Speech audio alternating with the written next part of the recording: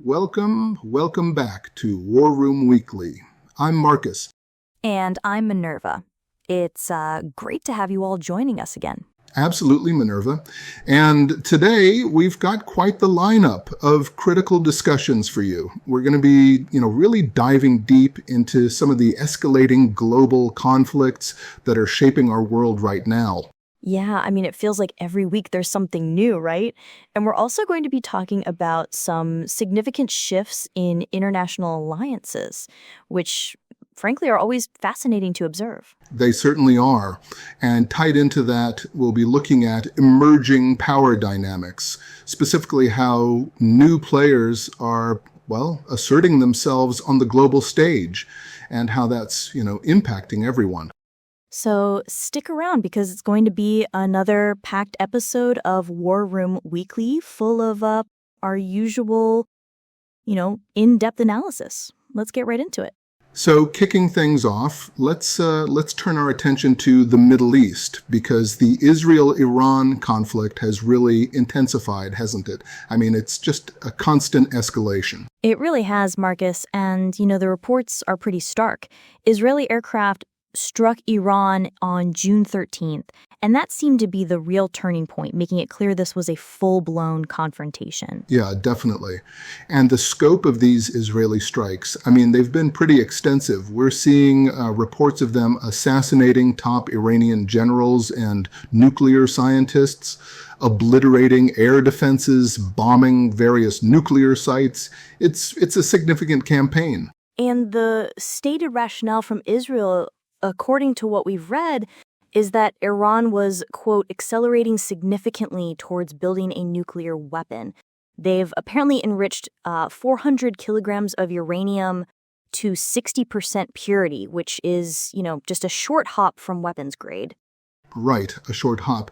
And it's not just the military targets either. The costs are astronomical. One economist estimates the jet fuel and munitions alone are costing about 1 billion shekels a day.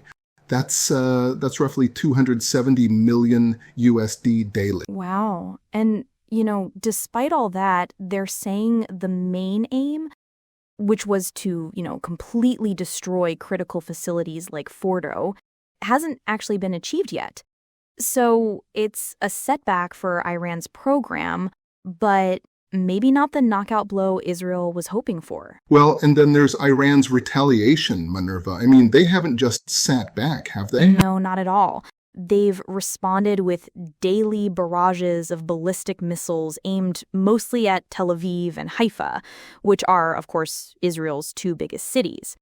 The good news for Israel, relatively speaking, is that most of these projectiles have been shot down by Israeli and American air defenses, or they've just missed their targets.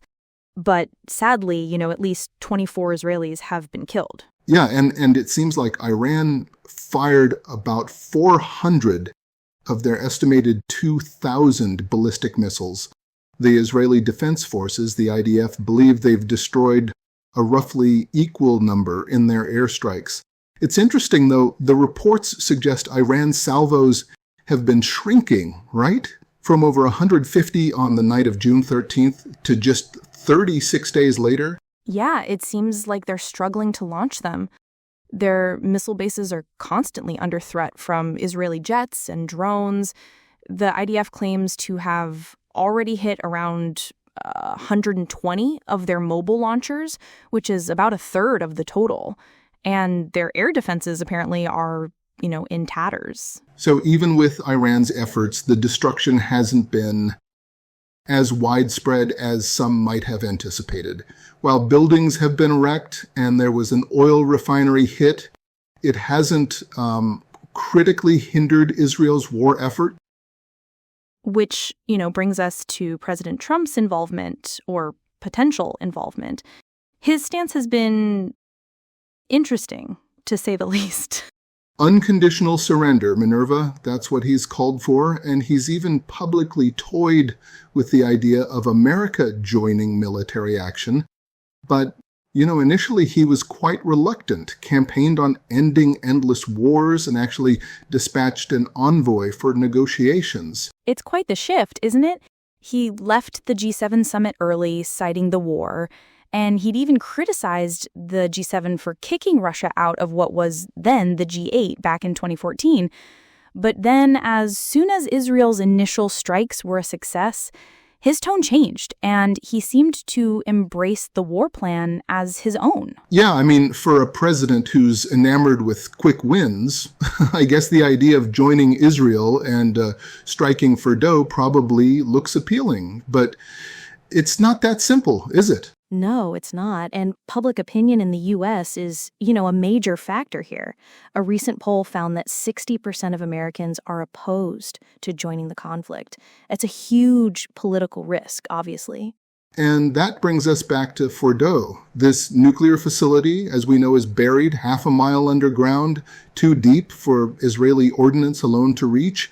So America's bunker-busting bombs are really seen as essential for it to be destroyed. And if the U.S. does get involved, the risks are immense. We're talking about a potential regional conflagration. Iran has proxies that could escalate attacks on oil infrastructure or even block the Strait of Hormuz, which, is a vital waterway for global oil supplies. And there's always the threat of attacks on U.S. bases or allies. Right. And Trump historically has shown an aversion to regime change. He came into office saying he wanted to stop racing to topple foreign regimes we know nothing about. But his overall, transactional and unpredictable nature, it really makes the situation so complex. Yeah, it's a huge gamble. If he goes in, it could really draw America into a prolonged conflict, which is exactly what he said he didn't want to do. So on one hand, you have Israel pushing for the destruction of Fordo, which they can't do alone.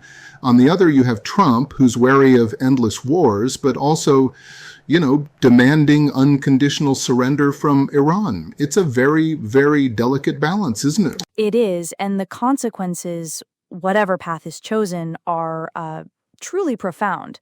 It's a situation that's going to continue to evolve rapidly and, frankly, keep us very busy here on War Room Weekly. It is. And the consequences, whatever path is chosen, are truly profound. It's a situation that's going to continue to evolve rapidly and, frankly, keep us very busy here on War Room Weekly. Indeed. And speaking of shifting dynamics, let's pivot to Europe and the recent NATO summit. It feels like there's been a significant change in tone there, hasn't there? Especially regarding defense spending? Oh, absolutely, Minerva. The mood leading up to this summit, it was quite tense, particularly with President Trump's past rhetoric. He'd previously thrown Ukraine's President Zelensky out of the White House and criticized European allies quite harshly. Right, and for a while there, it really seemed like NATO's very existence was in question, didn't it? Like, it was looking more vulnerable than ever. But now it seems relations have mended somewhat with continued intelligence sharing and modest arms shipments to Ukraine. Yeah, and Trump has, quieted down about pulling out the 80,000 American troops stationed in Europe. But the core argument remains, why should Americans bear the main burden of defending 600 million Europeans when Europe's economy is, about as large as America's? Which makes sense, when you put it like that. And it seems European governments are finally taking a step in that direction. Mark Wright, the current head of NATO, appears to have secured an agreement from members to raise their defense spending target from 2% of GDP to an impressive 3.5%. Yeah, and on top of that, there's going to be an agreement to commit an additional 1.5% of GDP to defense-related categories. So we're talking about infrastructure, cybersecurity, and support for defense industries. That's a total of 5%, Minerva. That's a pretty significant headline figure, and, one that apparently Trump can crow about. Well, that's the key, isn't it? Keeping the president happy. But, commitments are one thing, Marcus. Fulfilling them is another. The 2% target was agreed to back in 2014, but it really took Trump's pressure and obviously the shock of Russia's full-scale invasion of Ukraine for Europeans to take it seriously. Yeah, and even now you still have countries like France and Germany barely spending 2%. And Italy and Spain, well, they're spending far less. So Rutt's big task now is to secure a hard date for this new 3.5% target. Early chatter suggested it might be as far off as 2035, which seems, well, rash given the current geopolitical climate. Totally. 2030 would be more prudent, or even better, a series of interim targets, kind of like with curbing carbon emissions. But it's not easy, is it? Even the gung-ho countries like France and Britain face huge budgetary constraints. Germany, which can afford to act, has a history of reluctance to rearm. And Italy is both, reluctant and broke. And it's not just about the raw numbers either. The money needs to be spent wisely. We're talking about avoiding duplication, investing in innovative kit and training to give the alliance an edge. But, you can't do anything without money. Right. And then there's the public's perspective on all this, Marcus. Do Europeans even want to fight? Sociologists are calling Europe a post-heroic society where individualism and self-realization seem to trump patriotic fervor. It's a striking point, isn't it? A Gallup survey found that only 14% of respondents in Spain, Germany, and Italy would be willing to take up arms in case of war. That's pretty low. While Europeans generally list Russia's invasion as a major threat, personally, they seem more worried about things like inflation or taxes. Yeah, it's that sense of it being somebody else's problem. And, Trump's administration and even J.D. Vance have openly dismissed the idea of Europeans credibly deterring Russia, saying, some random European country that hasn't fought a war in 30 or 40 years wouldn't. So there's this huge push for increased spending and capabilities at NATO, but a real underlying question about whether the political will or even the public's willingness is there to match those commitments. It's a major challenge for the alliance moving forward. Absolutely. It's a fascinating dynamic to watch, and one that will certainly shape the future of global security. And speaking of conflict, Marcus, let's turn our attention to Haiti. We're seeing a really quite a stark evolution in the conflict there, with the government now increasingly deploying drones against armed gangs. It's a new, somewhat modern dimension to the battle, isn't it? Yeah, Minerva, it really is. Haiti's government has been fighting a losing battle against these heavily armed gangs for a while now, and they've pretty much taken control of most of the capital, Port-au-Prince. So this drone deployment is a pretty significant shift, trying to turn the tide. And what's interesting is that it was actually the gangs who started using drones first, right? Like for tracking police movements and posting videos of their attacks on social media. That's right. But now the government's got its own anti-gang task force equipped with drones, not just for surveillance, but also for kamikaze attacks with explosives on tactical operations. And apparently, it's already had some results, with reports of gang members fleeing and even one notorious gang leader being injured. Wow. So they're actually inflicting heavy casualties then. A prominent human rights organization, the National Human Rights Defense Network, reported hundreds of gang members killed and wounded. Yeah, but here's where it gets complicated, Minerva. The information on civilian casualties is very limited because first responders, like Doctors Without Borders, can't even operate in gang territory. And human rights groups are really worried that Haiti's use of these explosive drones could, break international law. Right, because lethal force is only legal if it's strictly unavoidable and as a last resort when other less lethal alternatives have been exhausted. That's what William O'Neill, the UN's expert on human rights in Haiti, is saying. And yet, despite those risks to civilians, the capital's population has, broadly welcomed this drone offensive. I mean, they've been terrorized for months by these armed thugs. A former political leader said there's no alternative, calling it pure insurgency like Fallujah. It's a desperate situation, clearly, and the numbers are grim, too. Last year, over 5,600 Haitians died in gang-related violence, and the death toll is rising this year. We're also talking about 1.3 million people displaced, which is a tenth of the country's population. It's pretty catastrophic. It is, but even with all this, critics are questioning the long-term efficacy of this drone campaign. I mean, the police haven't permanently dislodged the gangs from their controlled territories, and there's no real long-term strategy to retake those neighborhoods.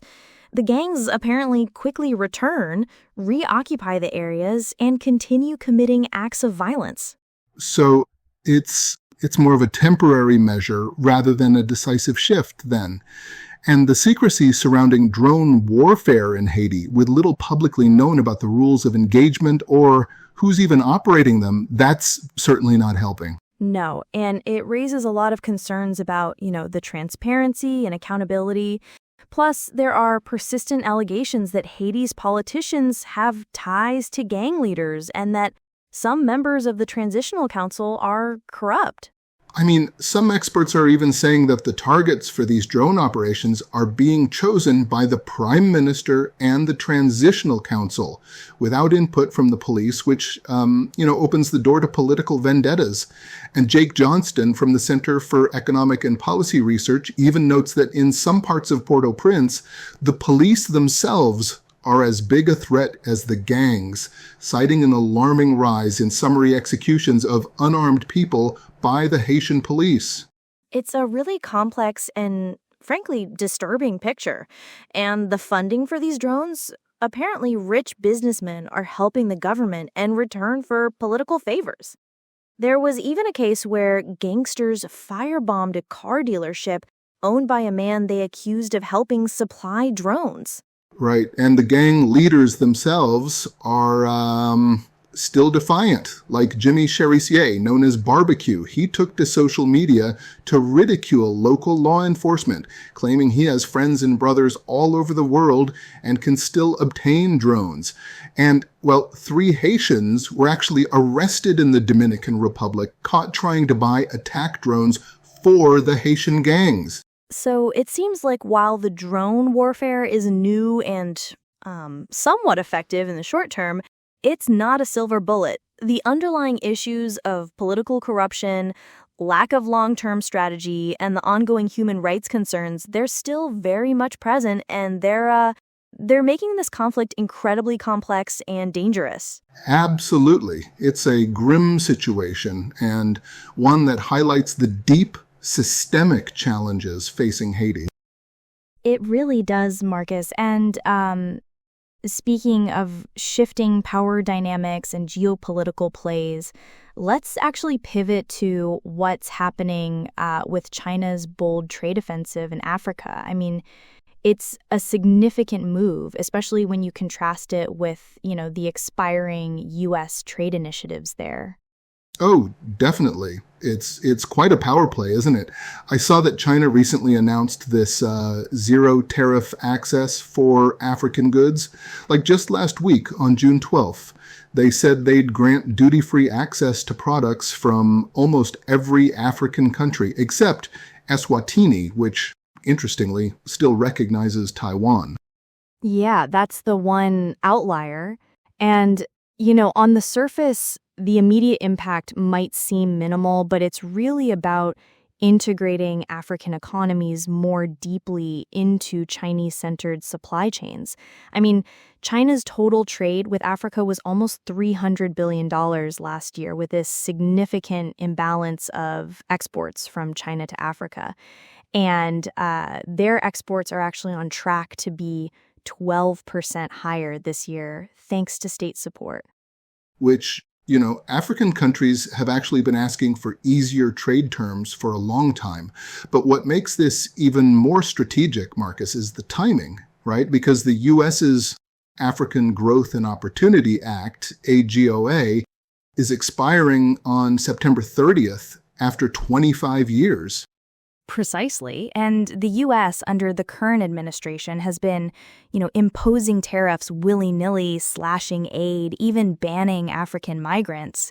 So from China's perspective, this is a golden opportunity to step in and present themselves as the more benevolent partner. It's almost like a political masterstroke, really.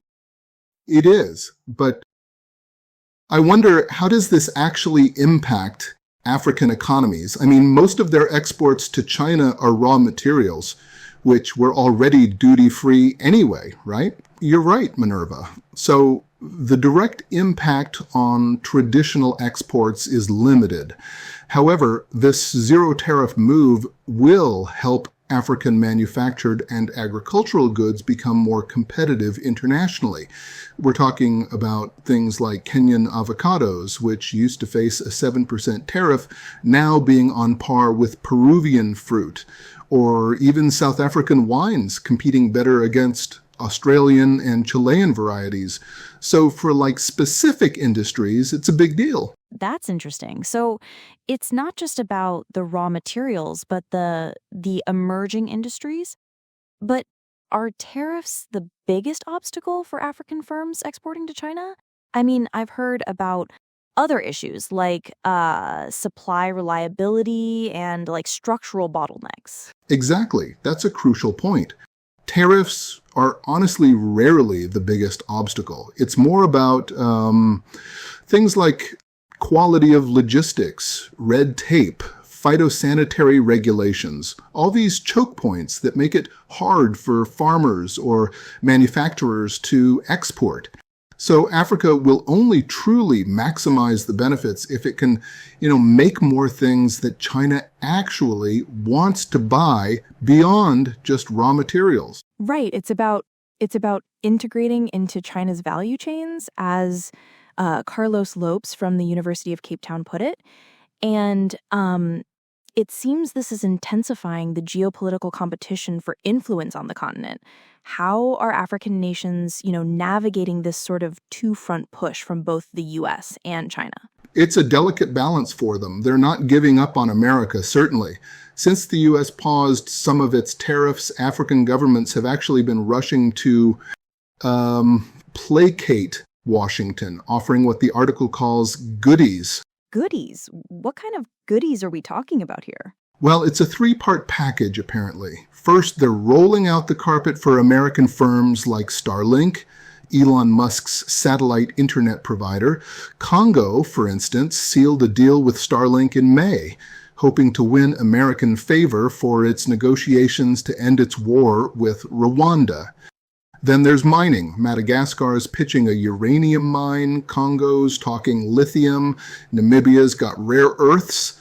And the third part is even taking migrants deported from America. Like Rwanda is dusting off its deal with Britain, and Lesotho's working on an offer. Wow. So it's a very transactional approach then. And I can't help but notice the irony you mentioned earlier. The U.S. has been criticizing China for exploiting Africa's natural resources for years, and now America seems to be, doing the exact same thing itself. It's incredibly ironic, isn't it? The U.S., which has justifiably criticized China for, exploiting resources and extracting concessions, is now effectively doing the same.